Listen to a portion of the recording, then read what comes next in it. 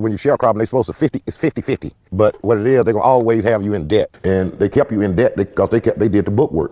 You never were gonna get out of debt. It didn't matter how many bales of cotton you picked. We picked 50 bales of cotton. And my dad said, boy, we had a good year. We picked 50 bales of cotton. And when he got ready to sell up with the boss man said the identical same thing. Said, you had a good year. You picked 50 bales of cotton.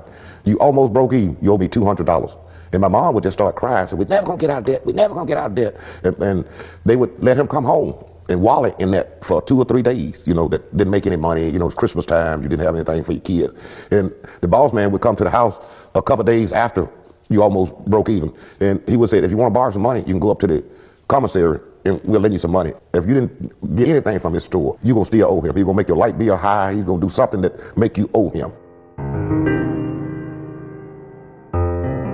And you just couldn't get out of debt with him. And that was the reason he didn't want you out of debt, because you was a good laborer. You was a good field hand. He could make money off of you. So, I don't want you to leave. So if you owe me, you cannot leave the plantation, and your family can't leave the plantation. So you go to the bus station and buy a ticket. And the people at the bus station will call back and tell the boss man, I got Frank Hoover's son here catching the bus. Is that okay? And then his boss said, no, he ain't got no business catching no bus. They owe me. So he'll get you and bring you back. You didn't have much trouble out of the people who own the plantation. You had more trouble out of the rider of the plantation.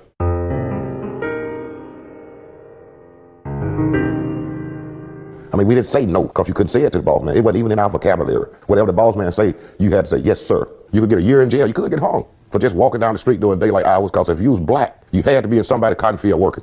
Wasn't no excuses. Black people, they always had a fear of white people would come do something to them. And it was a true fear. I mean, they lived it that way. That's the way they lived. If you strong-minded black person on the plantation, and you said, man, you could do better than what you're doing. You could do this, you do that. You're not going to be around long. You're going to either go to jail or end up missing. What happened to John? Last time I seen him, he was going home last night. I don't know what happened to him. He never shows back up. He ended up in the Tallahatchie River. If that river ever dry up, ain't no telling what you might see.